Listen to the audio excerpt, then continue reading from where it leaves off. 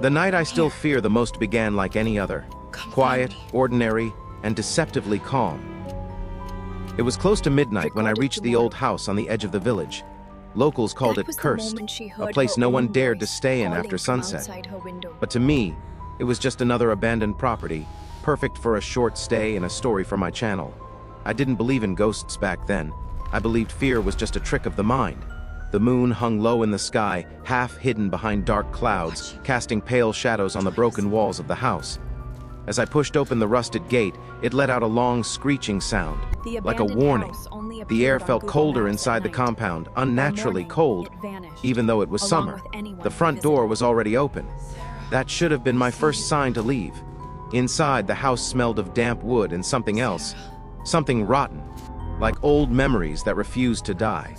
My footsteps echoed loudly as if the walls themselves were listening. I switched on my torch, and the beam revealed cracked walls, torn curtains, and furniture covered in thick layers of dust. I chose the living room to set up my camera. As I adjusted the tripod, I noticed something strange: handprints on the wall. They were small, almost like a child's, but stretched unnaturally long, smeared as if someone had tried to crawl away. I laughed it off nervously and began recording. Minutes passed. The silence grew heavier. No insects, no wind. Not even the sound of my own breathing felt normal. Then, suddenly, the torch flickered. Once, twice. Then it went steady again. I checked the battery, fully charged. That's when I heard it. A soft whisper. At first it sounded like the wind slipping through broken windows, but the house had none open. The whisper grew clearer, closer, forming words I couldn't fully understand. It felt like someone was standing just behind me, breathing down my neck. I turned around quickly. Nothing. My heart pounded, but I forced myself to stay calm. Fear feeds imagination, I told myself. That's when the door behind me slammed shut on its own. The sound echoed through the house like a gunshot. My torch flickered again, this time longer, and in that brief darkness I heard footsteps running upstairs. Fast, barefoot, angry. I froze. Every instinct screamed at me to leave, but curiosity kept me rooted to the floor. Slowly, I aimed my torch toward the staircase. The steps were old and broken, covered in dust, except for one thing: fresh footprints. They were wet, dark, and leading upward. I swallowed hard and began climbing the stairs, each step creaking loudly. Halfway up, the temperature dropped so suddenly that my breath became visible. The air felt thick, like walking through water. At the top of the stairs was a narrow hallway with several rooms. One door at the end stood slightly open, light flickering from inside. I hadn't turned on any lights. As I approached the door, the whisper returned, louder now, filled with pain and rage. I pushed the door open slowly. The room was empty, except for a large mirror on the wall.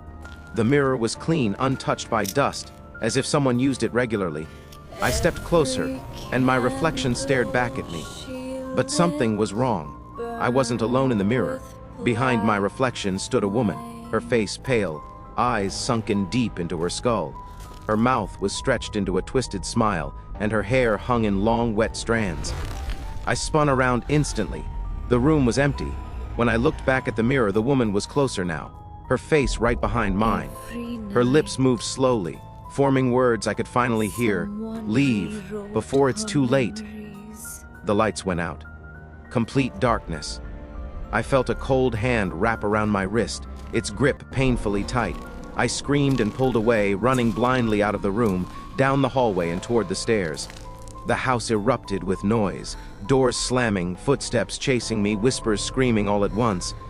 As I reached the bottom floor, the front door was gone.